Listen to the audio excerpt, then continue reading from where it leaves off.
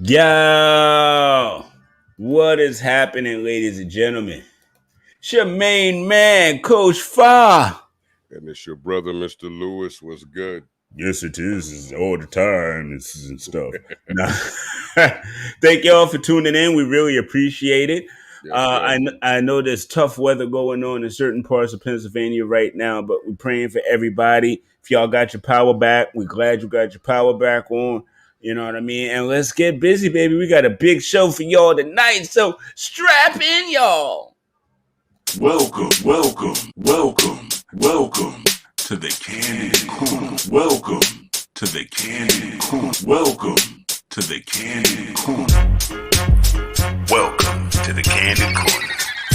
Your number one spot for hip hop, classic hip hop, today's hip hop. You talk about sports, you talk about Knicks, you talk about 76ers, you talking football, you talking about Giants, you talking Steelers. Your main spot for New York and Pennsylvania sports, baby. Right here. Coach Fa, Mr. Lewis, the Candid Corner. Real talk for real listeners. Yeah.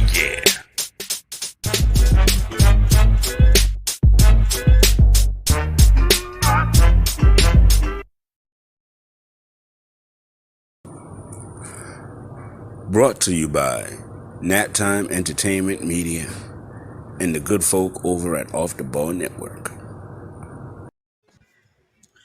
Yo, so we are back in the building, ladies and gentlemen. Yes, And yes, yo. like I said, man, so how you feeling, Mr. Lewis, before we get too involved?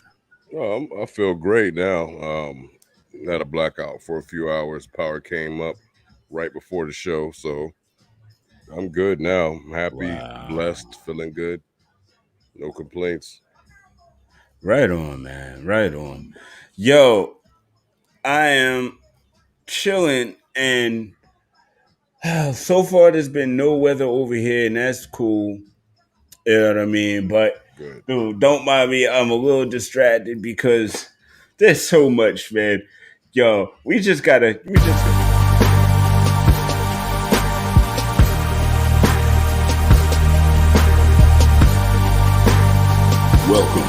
to Headline Issue. Yo, listen, ladies and gentlemen, this is a long interview and we don't have time nor the clearance to play the whole thing. But y'all legit gotta see this, man. I mean, y'all legit gotta see this, man.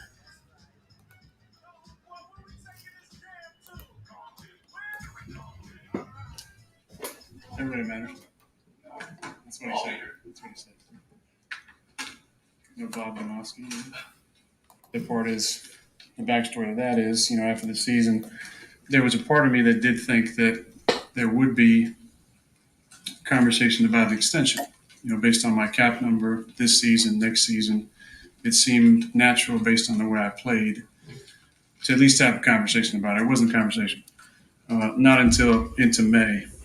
And that to me seemed like an analogy that you guys understand. You guys have a fantastic year at work. You write some great stories.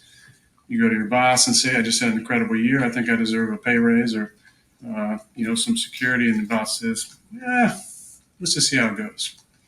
A couple months down the line, you get another job opportunity. You go back to your boss and say, hey, I got this amazing job opportunity. And they say, whoa, no, we love you. We do want you to stick around. We do care about you. Just have the same feeling, and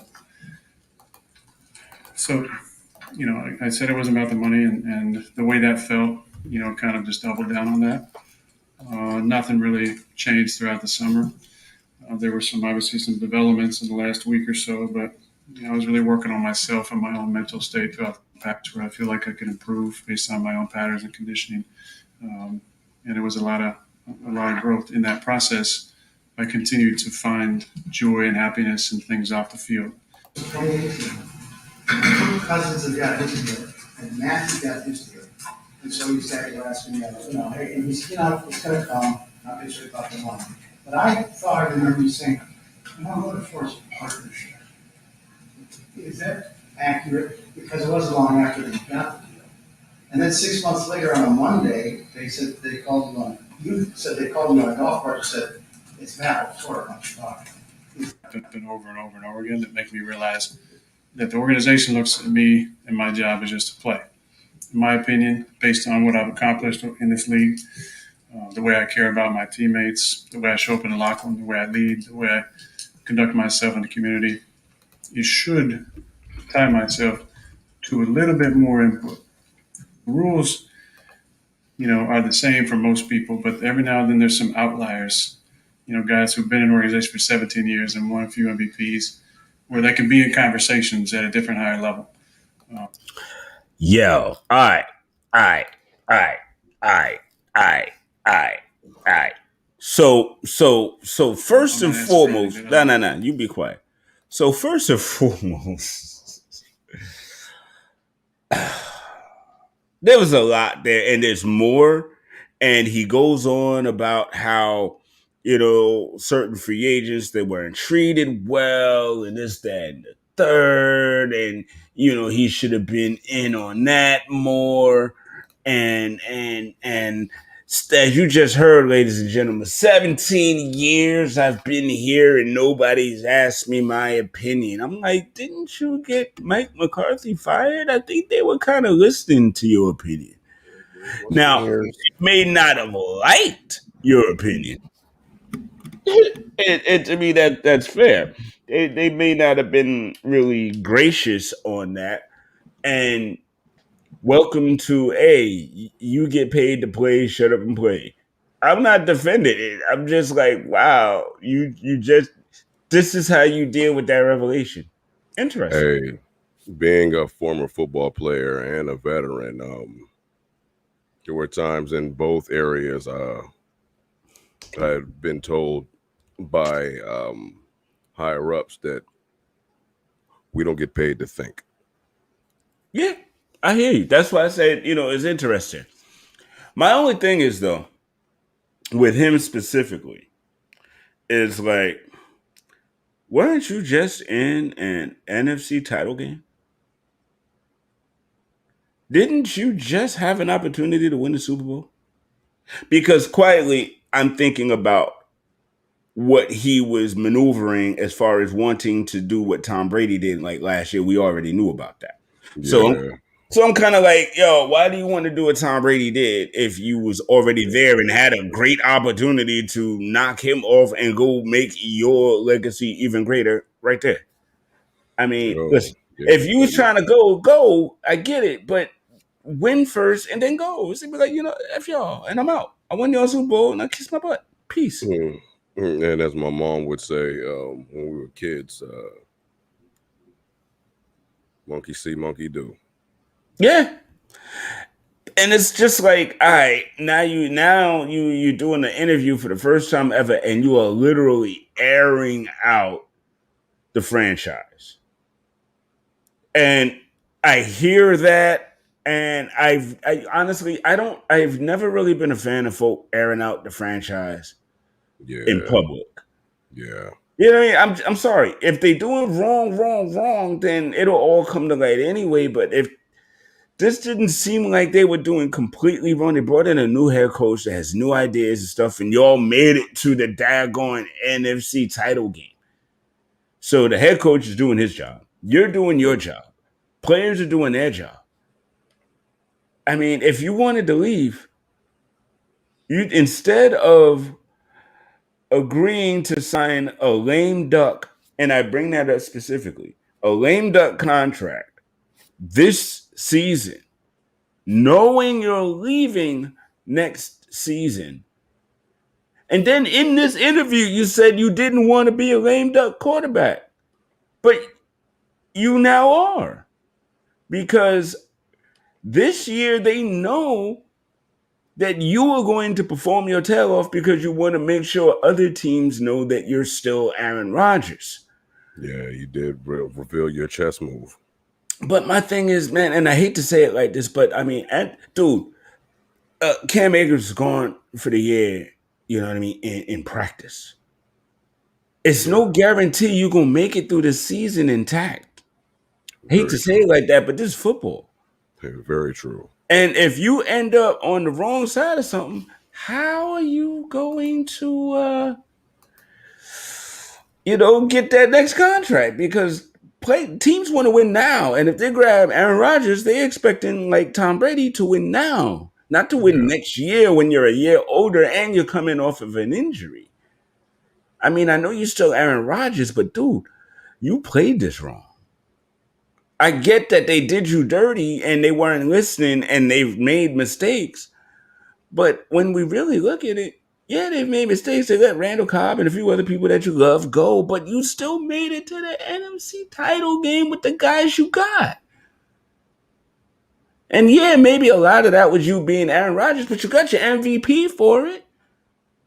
Why didn't you beat Tom Brady? And why aren't we talking about that enough? And why aren't we talking about how for 17 years, as he so eloquently put, how many times has he been to the Super Bowl? How many times has he won it?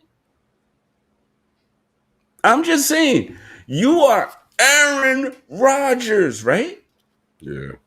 So how come you ain't there more? Anyway, because that's just one of my headline he's going on. Dude, we eviscerating today. Simone Biles, y'all. Mm. I have learned more about the structural injuries to gymnasts and the stuff they conceal and the pain, the literal pain they conceal for these tournaments. And I understand, Lord, I understand. It's the Olympics. They only come around every 4 years. But the comments that I'm hearing,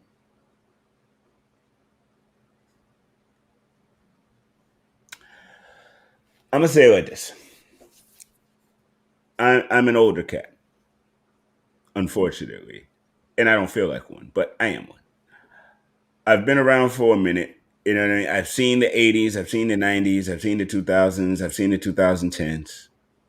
You know what I mean? And for many, many decades, America as a whole, and the black community especially, has had issues dealing with mental health. We talk Absolutely. we talk toughness, we talk work through it, we talk push through, we talk, it matters to Push it other down. people. Push it down. Push it down. Exactly. Push it down. We get taught all that. And we applaud when people literally ruin their bodies for the rest of their lives for our pleasure. Yeah. But we don't chip in when At the all. money disappears At and when all. they're hobbled and having to go to hospitals and stuff like, nah, we don't know nothing about that. We don't see him no more. We forget all about it. Oh, that's so sad. What happened to such and such?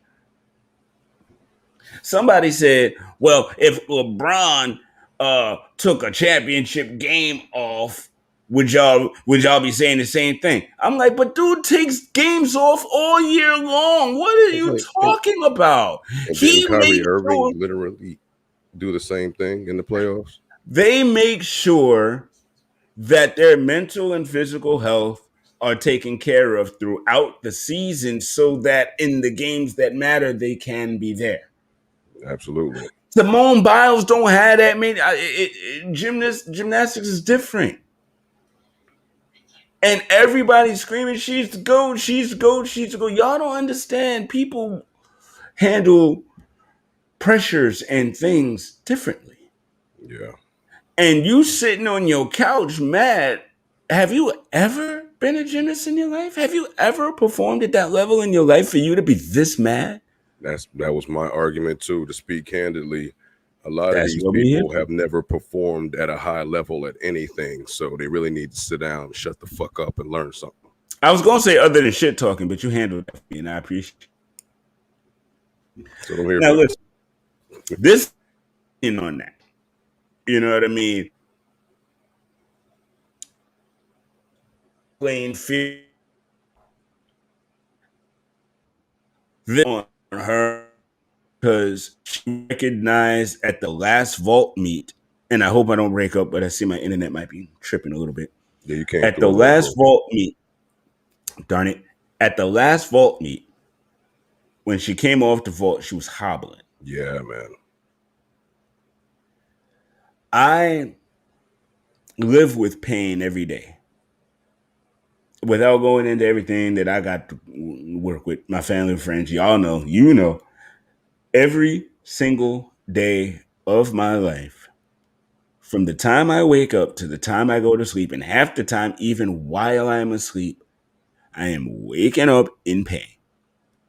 I live with foot pain every day of my life. Every step that I take hurts every day.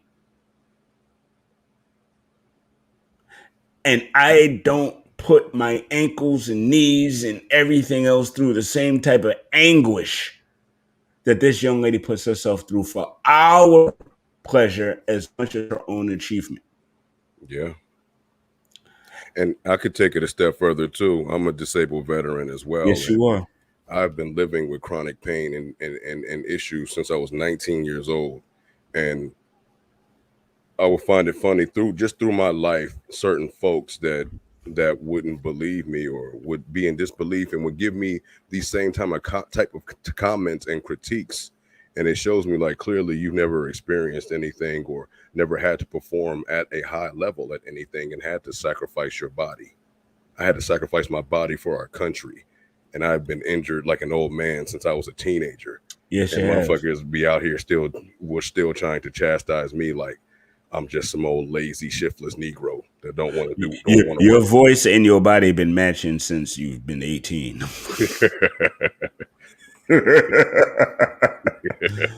But Yo, yeah, you know what I'm saying? Yeah, nah, but that's real. I It's real. empathize with Miss Biles about, Right. just man. Dude, I and give then her props for the bravery to say, yo, yeah, this is the what Olympics. This happens? is the game. Thank you, Lou. And I'm sorry, I don't Go mean ahead, to cut you off. I felt a little ways about this.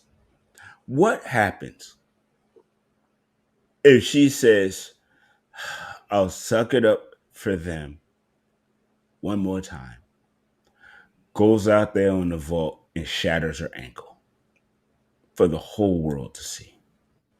And now she's on a stretcher crying and writhing in pain. Are we cheering that, guys? All y'all who want her to push through something? Do Y'all you don't mind if I understand. read Go right something ahead. from former gymnast Jacoby Miles? His thoughts on Simone Biles and Team USA. She was mentally not doing well, which was also causing her to get lost in the air, which never happens to her. I experienced these mental blocks throughout my career as a gymnast, and not to be quite blunt, it only took one bad time of getting lost, or what they call the twisties, in the air in a big flip to break my neck and leave me paralyzed, most likely for life. So I'm so glad she decided not to continue until she's mentally recovered, especially at her skill difficulty. I knew that putting the weight of the world on her shoulders by her own and ego and letting the world put the weight of the world on her shoulders was going to catch up with her eventually. It just sucks. It was the Olympics where the humbling and reality of being human had to happen. We all live and learn. No one is perfect. I know I am a very flawed human being. My heart goes out to Simone, and I pray she recovers mentally despite what has happened in the past. Much love. Bang. This man broke his neck. Literally broke his neck, y'all. So let's lay off the young lady for 39 seconds or more. All right. So now we're moving quick on because we do that. We go pew. All right. Dak is back. Wait. On the rack. Because now he's got an apparent arm throwing injury.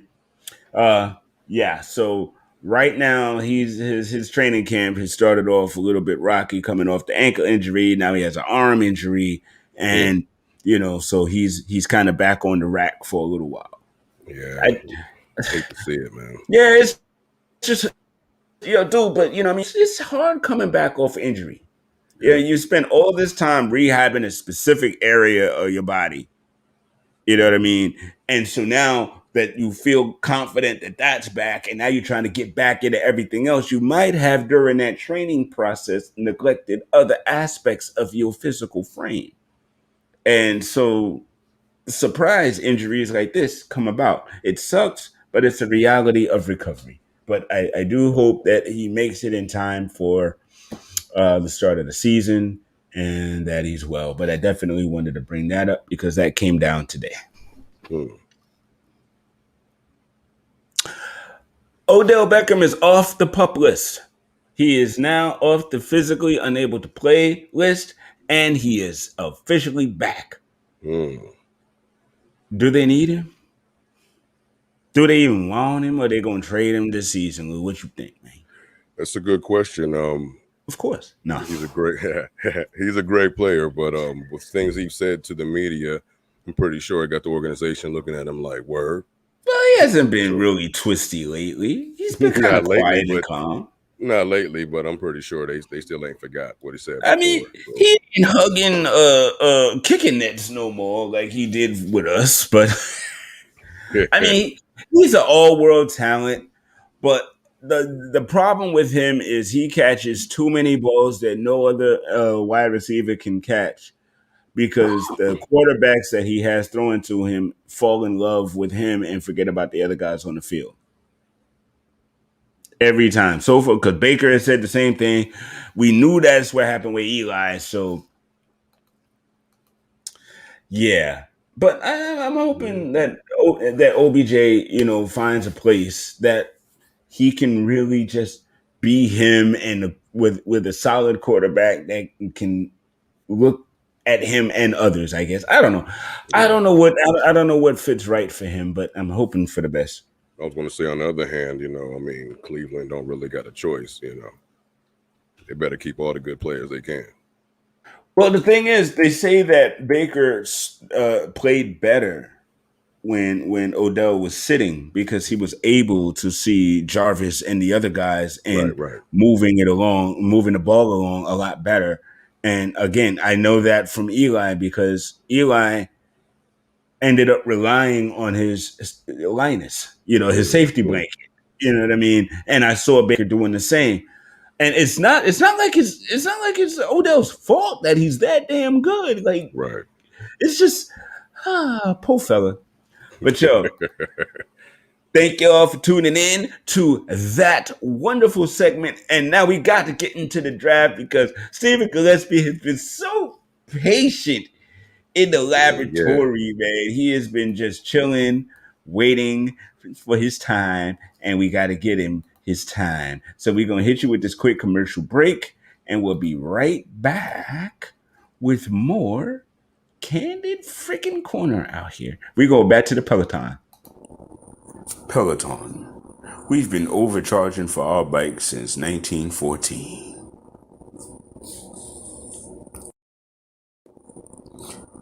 Babe Ruth still has payments. Peloton. You'll work out great, and you'll owe us for decades even after you're gone.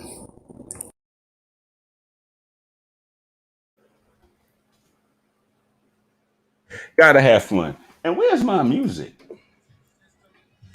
There we go. All right, y'all. Ladies and gentlemen, it's time to talk some NBA draft basketball in the building. We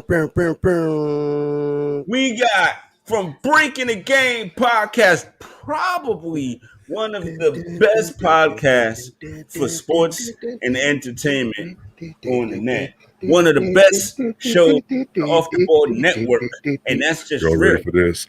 And we're on the Off the Board Network, so I'm saying something. Shoot. Please welcome Stephen G. What's up, fellas? Appreciate the intro. What's good, family? Yeah, it's been 2 minutes and some change, and I'm glad to see you, bro. Yes, man, I'm so happy that y'all invited me to be on the show today, and just loved all the segments, especially the Simone Biles.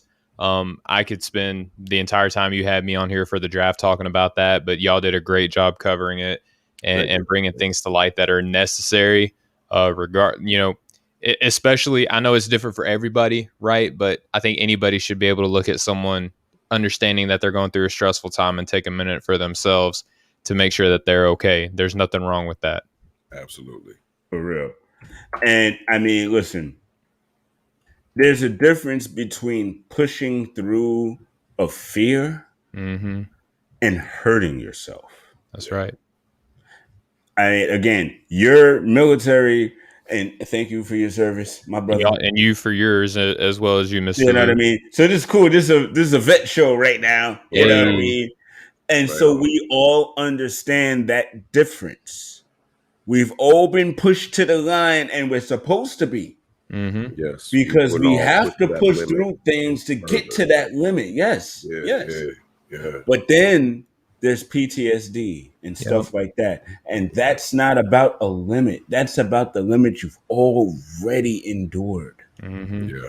She's already won gold so many times. She's already put herself She's through so it. young too, man. It's so sad to see a young person going through it, you know? Well, honestly, I'm gonna say this because we were all young people once. Mm-hmm. I'm actually proud of her Oh, yeah. for not going through it silently and letting everyone tell you what you're supposed to do to take care of yourself. Mhm. I'm glad she said, you know what, time out. I understand this is the Olympics. I've been here before. Pretty You know good what I at mean? it. I've been here with teammates that were physically abused. I went through that. Do y'all understand that too? Mm-hmm. Do y'all understand the trust levels I've lost in these years while y'all got me doing yogurt commercials? Being on cereal boxes. You know what I mean? But NBA draft is My tomorrow. bad. We gotta hit it. No. Listen, Go, because go, go, again, go. we can do this. We can do this all day. Hey, man, Captain America, right? Yes, you know that. You know what I mean? mean, That's my dude, man. I love yes, that. sir. And First Avenger's my favorite, but one of my favorites. But let's get into this NBA talk because where is this at? You know what? I had it up, but I'll get it back up again. It's no issue. I just got to go into my Stephen Gillespie page because he has the most awesomest, and I said awesomest. Yes, I did. He had the most awesomest big board. I appreciate that, man. And Yes, sir. I saw your draft content as well, man. You did a great job. I love that you threw trades in there. I'm not brave enough to do that. Dude, man, are you kidding? You the best at this. Well, I mean, that means a lot, man. I appreciate that. Real talk. I mean, I yo, really real do talk. appreciate that. I've learned a lot about how to really study and understand my craft. Hanging out with y'all. Well, that means a lot, man. I appreciate it. That's all I try to do. I just try to shed light on stuff maybe people aren't realizing, you know. So let's just break it down. I see you have Cade Cunningham going first. Yes, sir. To what team? Oh, the Detroit Pistons. I don't think that they trade this pick. I mean, there's that whole smoke screen that maybe they trade him to Oklahoma City for SGA, who I really love. I mean, I wouldn't trade the number one. I wouldn't trade the number one pick for SGA, but you know, I might try to make something else happen. There's other players that maybe you can trade down to Oklahoma City to get SGA. Maybe pair him up with Cade Cunningham. You know, like a Killian Hayes and future first round draft picks. Maybe you can do something like that. I hear that. I will get back to that. Okay. Because I'll bring up mine as well. So, all right. What we're going to do is I'm going to super blast through the Okay. first 10, and then we'll go and circle back. Because I do see, I see some similarities. I see some differences. So, of course, Sure. everybody knows Cade's going first. So you got Cade, then you got Jalen Suggs. Then Mhm. you have Jalen Green. You have the two Jalen's. Yes, sir. Then you've got Jonathan Kuminga, and then Evan Mobley. So Evan Mobley going fifth. He's still in the top five. That's interesting because he's a very, very skilled young guy. His Hmm. brother got skills too. I'm surprised his brother wasn't drafted. I really am, but I think he might end up on the team. Yeah, I think next season he'll come out and it's not as deep as a draft class, at least projected out to be right now. So he might benefit coming in next season, maybe late first, second round pick somewhere in that window. Now Evan's the younger brother. Am I correct in that? I think you're right. You're putting my knowledge I to the think test right here. But Isaiah is the yeah, older brother, I and think I you're thought right. he was a senior. I don't. I'm not sure that he is. Okay, I got to check Because I'm that. pretty sure he withdrew from the draft. I'm pretty sure he did. Are they Okay, any relation to Coutinho Mobley? No, they're not. That no, would be no, nice though. that would be great. No, but I mean, their father did play, and so did their mom. They're a basketball family. Mhm. Right on. Okay. So then we got James Bonite going. You've got him going sixth. Well, so real quick, Fa, this is my big board. This is like how I think guys are going to pan out long term. Okay. Yeah, my mock draft is on the Off the Ball website, and I have it pulled up here Ah, beside me too. But this is where I think guys like in a vacuum, fit don't matter. They could go to the worst team or the best team. This is where I see guys kind of panning out long term, and I did my top Okay. 60 based off of the 2 rounds of the draft. and just to slide to the end of this big board of yours, the future Mhm. board, Quentin Grimes. Yeah. I'm surprised he's this low. But at the same time, I'm surprised that I haven't heard his name anywhere else but your board. Well, so he's actually getting a lot of first round buzz, and I feel like any NBA draft analyst will look at this, and the majority of them will disagree. And I could be wrong. I believe I had a second round grade on Desmond Bane last season, Okay. and I don't know. Just there's certain aspects of his game. I don't try to put guys on blast. I just don't feel like he's worth that second round buzz, or excuse me, that the end of the first round buzz. But I do see why people like him. The idea of him growing as a shooter in the NBA obviously has a lot of appeal to it. That's the most valued skill in the NBA right now is 3-point shooting.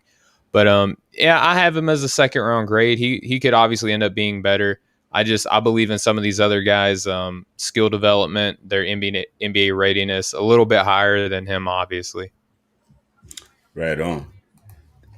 All right, so I am on the Off the Ball Network, and I'm smiling because, of course, I see my article. Very well done, by the way, Fa. I appreciate that. But now we on the break of the. Look at this picture of him on Breaking the Cave, yo. Y'all gotta see this. I'm sorry. I'm sorry. I'm putting you on blast, bro. Look at this. Hey, look at this handsome cat right here, man. Hey. Mhm. Wow. I mean, yo, suited and booted, bro. That was I'm a loving it. father-daughter dance. All right. Aw. Yeah. See, and you're already awesome, and now you did the father-daughter dance. I got 2 girls. My oldest is 5, so I went out with her. I think that was when she was 3 when we went out and did that. Okay. Girl dad. Oh man, Yes, I got sir. 2 boys and 2 girls, so Wow, dad. well rounded. I'll say. Mm. Outstanding, man. Yep. Yo. All right, so just real quick, we're gonna pop over because, as you so eloquently put, yes, I've got trades in mind. Yeah, really really good stuff, man. All right. Now, what I did not do in the article, and big shouts, Danny B. He pointed that out to me. That's my partner on the Knicks corner, Right.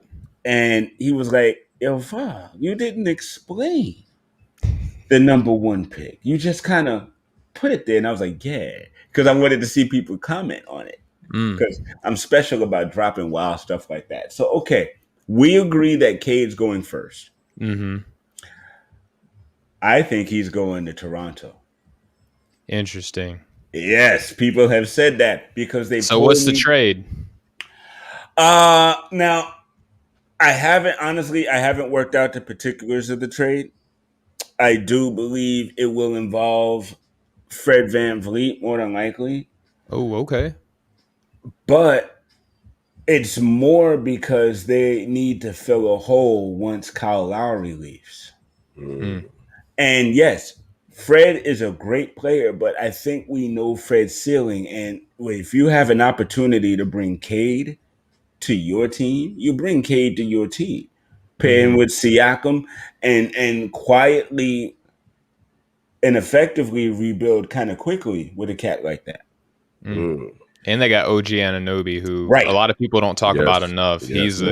He's a really good player, man. I love OG. Yes. Knockdown So shooter. yeah, exactly. So now you've got a young facilitator who can score, who's got bounce, who's got pop, all of that good stuff. I think he's a best fit for Toronto trying to go forward. And whether it's a smokescreen or not, I really feel like Detroit is uncertain whether they want to pick Cade at number one. Mm. Because let's keep it real, they got 5 point guards on their team and they haven't traded any. Mm-hmm. So at the end of the day, if you were if what would tell me they want Cade is I would see I'd see Killian Hayes traded. I'd see Dennis Smith traded, maybe in the package with Killian Hayes. I don't know. But I would see 2, 3 point guards leaving the building.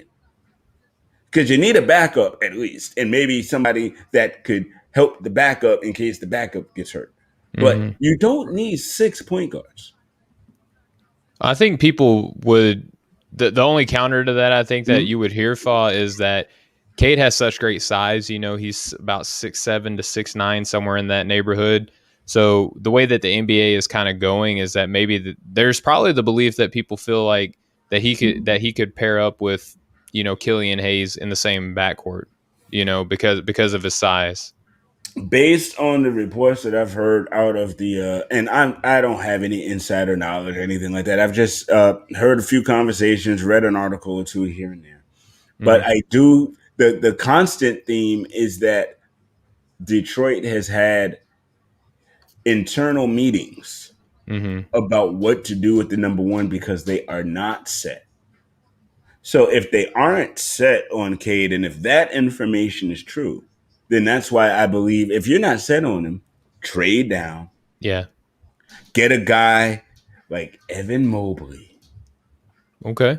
who can do the same things that you're saying for Detroit, but at from the center position on up. Because Mm-hmm. that dude can play 3 positions easy. And he can guard guards because he used to be a guard. Mm-hmm. He is literally like what Durant, AD, and Giannis were when they were younger. He's got Okay. that capability and that athleticism, in my humble opinion. And I've watched USC, man. He's just a little young, is all. Yeah. But I feel like with him and Killian Hayes and the staff that they have at Detroit, I think, and for less money, because again, you don't have to pay the number 4 pick like you got to pay the number 1 pick. That's true. So it saves you on cap as well a bit. And honestly, they're not as close to relevancy output as Toronto is. So for Toronto to get back into relevancy quickly, I think the Cade Cunningham move is a better move for them with OG and Siakam and Van Vliet if they Gary can keep Trent and them. all them. Yeah. Gary Trent more than anybody. Again, they've got a nice youngish core. And with a guy like that, that can give them a year or two, that could actually really, really spring them back. But I don't think that Kyle is going to be there. Mm-hmm. And again, I understand they got Fred Van Vliet, but if you have a chance to get Cade, I think you get Cade. Oh yeah, I don't think that Toronto would argue that at all. I think Toronto would, if they felt like they could, I think that they definitely would try to pull a trigger to get Cade Cunningham. Absolutely. I have 2 others, and I want your opinion on both of y'all's opinion on these because again, this Toronto Pistons thing is my imagination. I haven't heard any rumors or anything Mm-hmm. like that. I'm just like, I'm vibing out there. And again, last year I kind of stick straight to the script and I didn't put trades into my draft or anything like that. So this year I kind of branching out. Okay. What do you think? I firmly believe, and I've heard on NBA TV, I heard them wax poetic about it. I've seen a couple of things online. I think Bradley Beal to Golden State makes sense. And again, This is the second time I said this on second show, and my wife is mad as heck. She's a Wizards fan through and through. We even talked about it upstairs. It's yeah. So, but I just feel like with a new young head coach that is inexperienced. I don't really know his Yep. age, but he's a young as a head coach. He's a very young, inexperienced head coach. It's his first job as a head coach. He's been an assistant Right. forever, but Yeah. he's a head coach now. That doesn't speak to playoff experience. That doesn't speak to leadership to take stars to the next level. That Mhm. speaks to rebuild. Just being honest. No, And I'll totally agree with that. and I did see earlier today. I don't know if it was a rumor or an actual real thing that Bradley wasn't necessarily pleased in the head coach hiring, Mhm. and the fact that he had a guy that he wanted, and that guy never got a second interview. Mm. So if that's true, then perhaps Bradley is looking at the front door. And if so, I've heard Philly, I've heard Atlanta. Philly is interesting, but I honestly think Golden State is really the best place for him.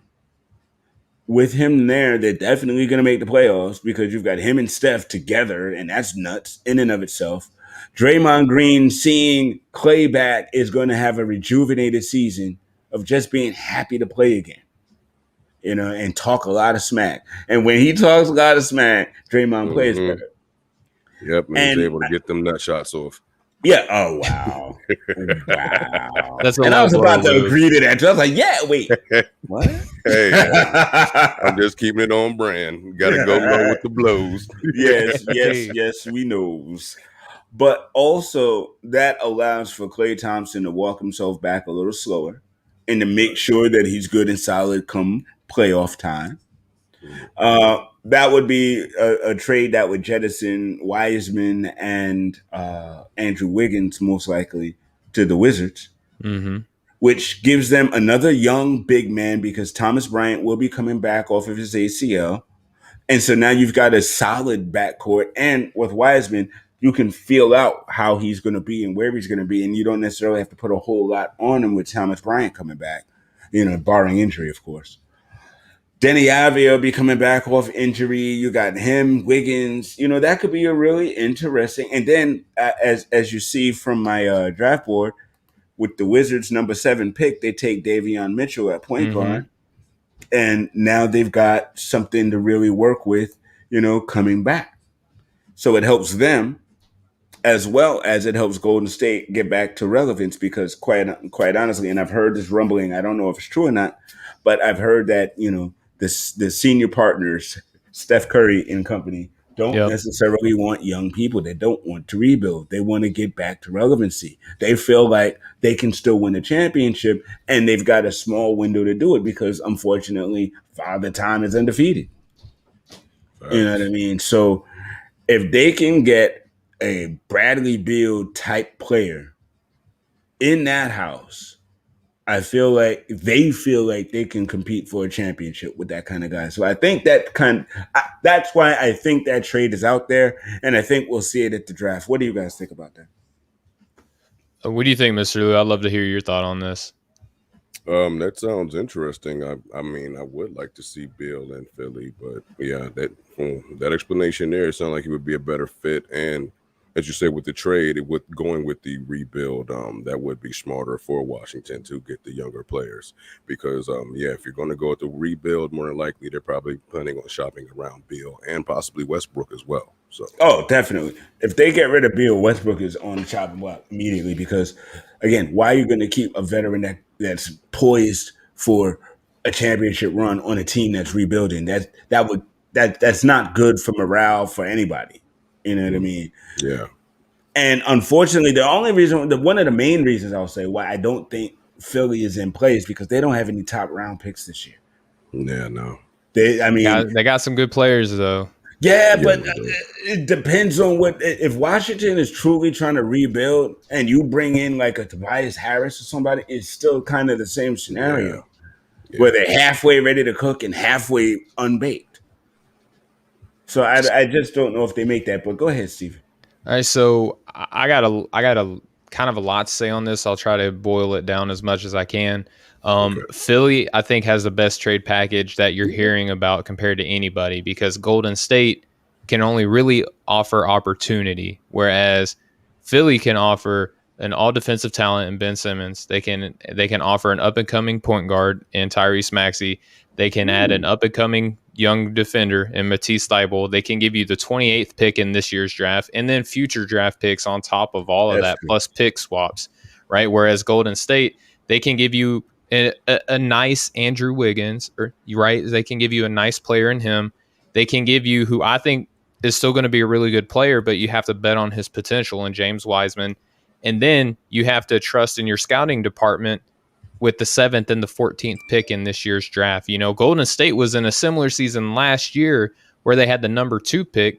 They had D'Angelo Russell, and they had an injured Klay Thomas, or, Klay Thompson. Right. So we're kind of seeing the same thing again this year, and it's getting to the point to where I'm starting to think that the theory of Golden State is starting to be better than the reality of it if they keep trying to cash in. Because here's my problem if they trade this far, is that they trade the 7th and the 14th pick, and then they bring in a Bradley Beal. We still don't know what Klay Thompson's going to look like coming in off injury. Not only is he going to be coming back off the injury, but he's going to have to guard bigger players because he's going to be bigger than Beal and bigger than Curry. So he's going to be coming in off of injuries, guarding bigger players. They lose their center, and they lose depth. So you're really top heavy. What did Brooklyn just do this year? They had a coming off the injury, Kevin Durant missed time. They had, Kyrie Irving missed time. James Harden had to deal with injury after carrying the load and did a really good job, by the way. Stripper Wings came back to haunt him. Yeah, if he came into the season in shape, who does that maybe sound he like? lasts. Draymond Green, right? Draymond Green has problems coming back in the season in shape, so he could But get. Draymond don't give the same production as James does. James should have came in shape, and he would have survived the season. I agree. But however, what I'm saying is that Golden State has a bunch of, on the wrong side of 30 players. That's not bad for the earth, but in basketball, that means something, right? So I think Golden State, they really need to try to sell their big 3 on, hey, how did we get to be in the position that we're in anyway?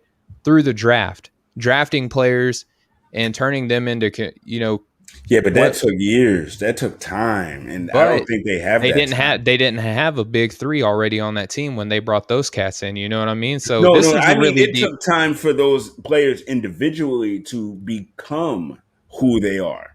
You know what I mean? Steph, especially, dude. His first 2-3 years, he was ankle injury prone. He was hardly playing. So again, he wasn't Steph off gate. Right. It took him time to be Steph, and I think that's what he's afraid of. But in this draft, you don't need to draft a Steph Curry, right? You need to draft a defender. You need to draft a rim protector. You can do that in this draft at 7 and 14. You can do those things, right? Because I have Usman Garaba going to Washington at 14 as that same defender you're speaking of. Right. So you can draft, it depends on who you like. So you can address that in the draft, and it's cheaper to do that, and you get more depth in doing that, right? So I understand the appeal of adding a Bradley Beal. Bars right there, right? The appeal of Bill. So I understand the appeal of that, but I think that you have to trust your scouting department, and you have to build organically. Trying to speed it up doesn't always work. Point in case, Brooklyn. And here's the thing with Bradley Beal, not knocking the guy. I think he's a great player. But what did we just see last season in the weaker Eastern Conference? Now, the East is catching up rapidly. They're a really deep conference even this season. Mm-hmm. But compared to the West, it's still more difficult out West than it is in the East. We don't know what Klay Thompson looks like. That's a huge variable that I think people are just kind of hoping for the best, but not really considering the fact that it's going to be more difficult for him to come back and guard bigger defenders out in the West. And you have to trust that Draymond Green is going to be invested in the season. And then, again, look at what happened. I trust that, though. Look what happened in the East. Bradley Beal played next to a Hall of Famer in Russell Westbrook and barely made the play-in tournament in the East. So hang on. I got to stop you there. Hang on. I'm rolling. Come on. So in the West, we saw Steph Curry on a team that didn't have a Bradley Beal, admittedly. They had a Draymond Green, and they had a Wiggins who I think, if we're being honest, outperformed whatever expectations were put on him. Right? He had a Right. really good season, and that team is going to be deeper that year than they are this year. But they didn't make the playoffs at all. So you're adding a Bradley Beal who played next to a Russell Westbrook who they had to fight and claw and scratch to make the play-in tournament in the weaker conference. Now you're going out west But with you're a also whole bunch of neglecting. variables. You're also neglecting the fact that the Washington Wizards had the biggest hit of COVID that season. A Everyone lot, had hits of COVID, not like the especially out Wizards. in the East. You got it, bruh. Trust me, you got it. I watched the season Go too. back. I know. I'm not saying he didn't. Yep, I'm yep, not saying he didn't. But you got to go. Trust. Go back and look at the data. The Wizards got hit ridiculously hard by COVID. A lot of teams got hit by it, but not decimated the way that the Wizards had. It's like every week somebody else was out with COVID, and they weren't coming back right away. And then when they did, they were sluggish, and even Westbrook, because Westbrook had it. Yep. So and he had it the year before. He missed time the year before too. Yeah, I mean, and then the injury bug, Thomas Bryant, they were depending on him to be that big for them, and he was supposed to have a breakout year last year. Hurt up in the first week of the season, gone for the year. Denny Avia, even toward the end of the season, and when he was starting to show promise, gone. I mean, dude, gone after gone after gone. I mean, they're relying on cats like, no disrespect, but Raul Neto, really to give you great minutes. I mean, so to me, I do hear what you're saying. And the thing about Westbrook is this: Westbrook is a 15 to 19 point player. He does everything else. But as far as point production, you're not looking to Westbrook to give you 25, 30. You're not looking to Westbrook to win you the game. You're looking because that's not his style. That's not his game. If it was at one time, it's not anymore. Because the last few years, he'll have amazing games here and there, but he is not the offensive threat that he once was. Bradley is, and yes, as you said, they made the play. They sure did. Steph needed Herculean efforts because Oubre did not show up. We forgot that he was even on the team. For sure. Oubre did not show up, but he should have. The Wizards got rid of Oubre. He got some of the best looks he's ever going to get, Dude, I mean, you wide open most of the time because everybody worried about Steph. And you can't perform? So again, if Oubre performs, Steph and them, of course they make the playoffs. Of course they well, didn't they make the oh wait, no, they didn't. They lost to Memphis and Memphis got bounced out early. Okay. But if Oubre shows up, that's all I'm saying is because they had a guy, he just didn't step up. So if you give a guy like Beal, they have 4 guys. Team, you give a guy like Beal who stepped up for his team, you give him Steph, he's not going to Oubre out. And not saying he will. But so you think that even with Beal, if everything else doesn't fall into place, Golden State still doesn't make the playoffs? I'm not saying so. Hold up. I'm not saying they're not going to make the playoffs. That's if I'm leading into that, I apologize. That's not where I'm going with that. I'm saying that the championship level expectations that are put on them already before a trade may or may not even happen. Like we have less than 24 hours before Golden State has to make this trade. They're in a desperate spot too, and teams know that. So they can get waxed on whatever type of offer that they have to that they can give. They can get stripped for parts because the clock's against them right now, and a team just has to wait them out before they just settle for a bad deal. You know what I mean? So that's a tough spot for Golden State to be in to say, give me a guy to make me a championship roster in like 20 minutes, if you could be so kind, please, right? And the team just to be able to rescind to that and be like, yeah, absolutely. You know, I'd love to help you build a super team with my superstar who, by all accounts, has not denied, or has not said outright that I want to be gone. Hasn't denied it either, though. Yep, but he's also not confirmed nor denied for like the past 6 seasons. No, pretty much he's confirmed that he's not leaving those past few seasons. Again, we watch them and hear their reports and their stuff as much as I don't necessarily want to. I'm playing, sweetheart. I love it. So again, I mean, we've been watching religiously since I guess Gilbert Arenas and Brandon Haywood and them. Mm-hmm. You know, when they That used was to a get fun bounced team. out. Karan Oh, they were Butler, Deshaun great. Stevenson, Antonio Daniels, Made the Ethan playoffs Thomas. every yes, made the playoffs every year till they got bounced out by Cleveland every year. And side note, Ethan Thomas used to come down into the DC poetry scene and do his stuff on stage. I used to see him all the time. Matter of fact, I brought you down one time, Lou, when he was there. Yeah. Yeah. Okay, so we just I remember that night. I love that team. Those jerseys were fire too. They were. Yo, they need to kind of go back to that. I like this district stuff, but yo, that Wizards joint was high. It was. The golds and the blue. Yeah. Right. But I say all that to say this team, I don't think they're being finessed by Golden State. And I get it. If they could get Ben Simmons, but I don't know if they're gonna trade Ben Simmons. To be perfectly honest with you, I hear all the noise.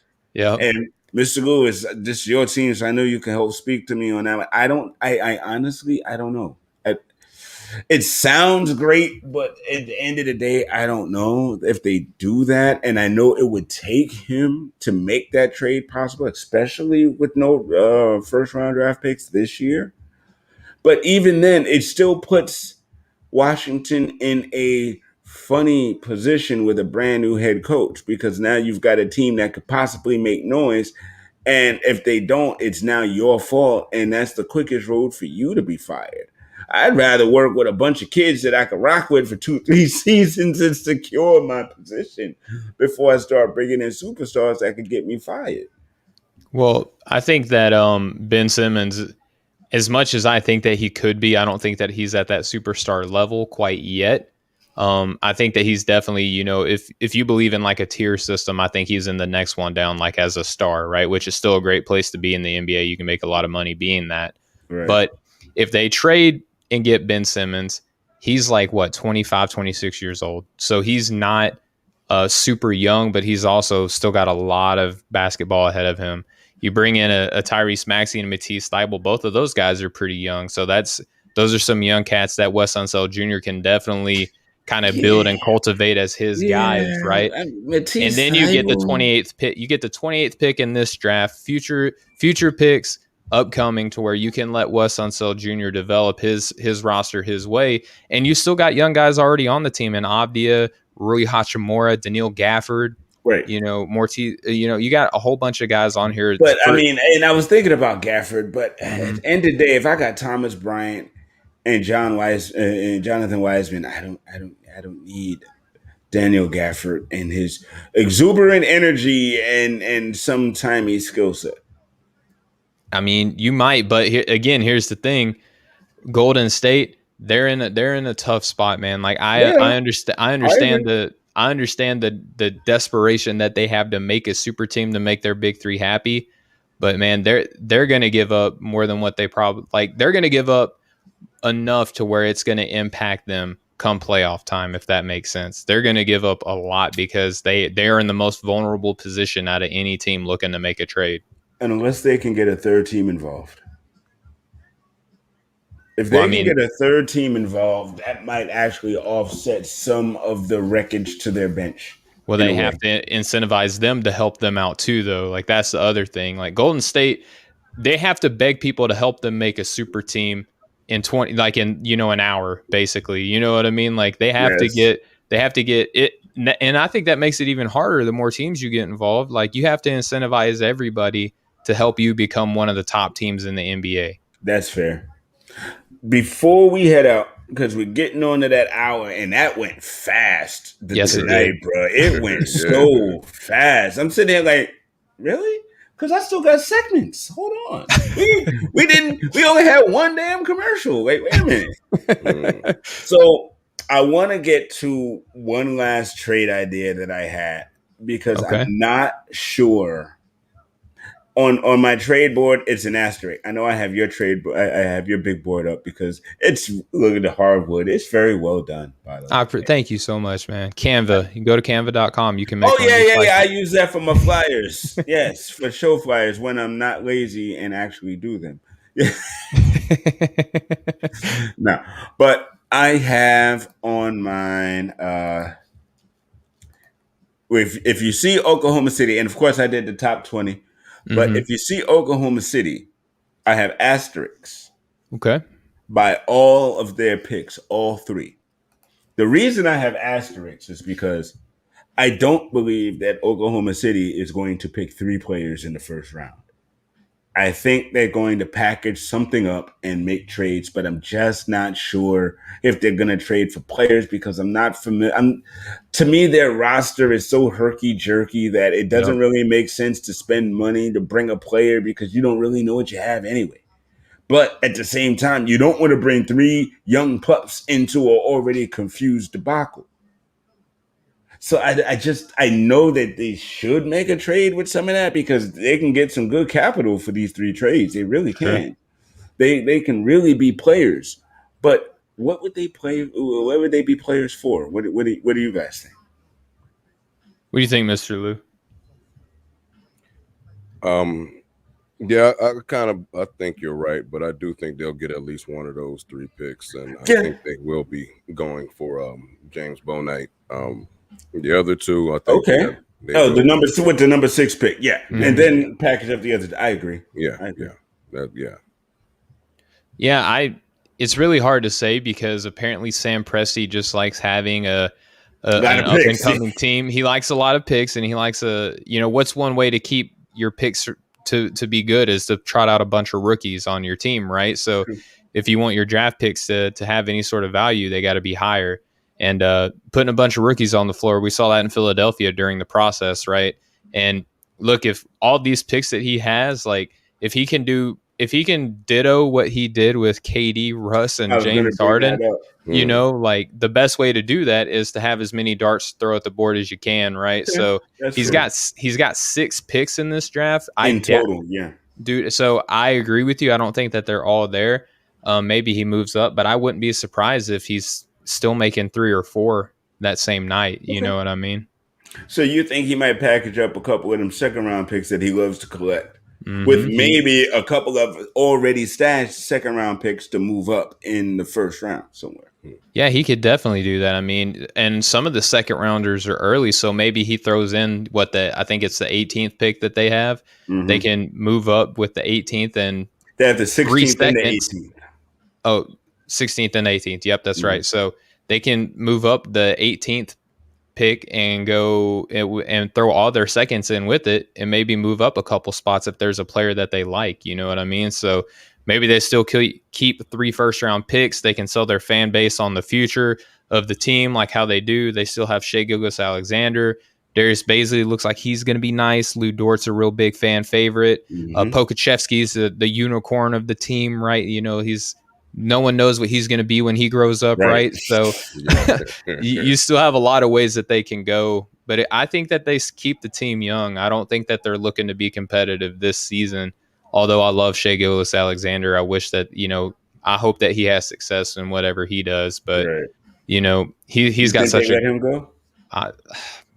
I hope not. That would be dumb. But I mean, again, if they're trying to get as many picks as they can and, repeat what they did with the 3 MVPs that they drafted to their team, maybe selling high on the guy is the best way to go. But I love SGA. I hope he stays there. Well, right on. Well, we are now at a little bit past 10 o'clock. We had other segments, but you know what? We're going to run those next week. I'm so sorry, Fa. No, this is great because guess what? The draft bro. is tomorrow.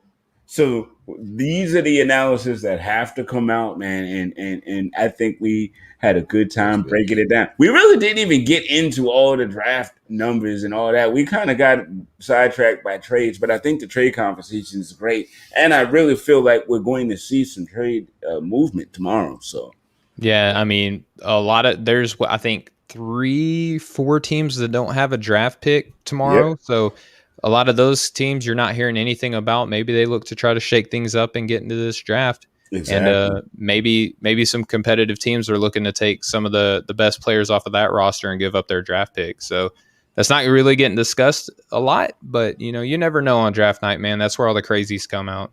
Exactly. The beats come out at night. What? All right. Well, ladies and gentlemen, thank y'all for tuning in. Stephen G, thank you, brother. We appreciate it every time, man. Like I said, man, one of the best in the game while breaking the game.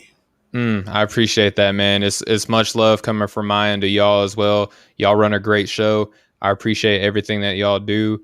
And it's always a good time, man. I love the vibe that I get every time I come on here, man. So don't be afraid to reach out again now. Oh, I won't, because this is family. Ladies and gentlemen, this is family. Ladies and gentlemen, that's right. Yeah, all right, so we out. We will see y'all next week. Enjoy the draft. Coach Farr in the building. Mr. Lewis. Much love, y'all. Peace and love. Till next week. We out. We out, baby. Welcome to the Candid Corner. Welcome to the Candid Corner. Welcome to the Candid Corner. Welcome to the Candid Corner. Your number one spot for hip hop, classic hip hop, today's hip hop. We talk about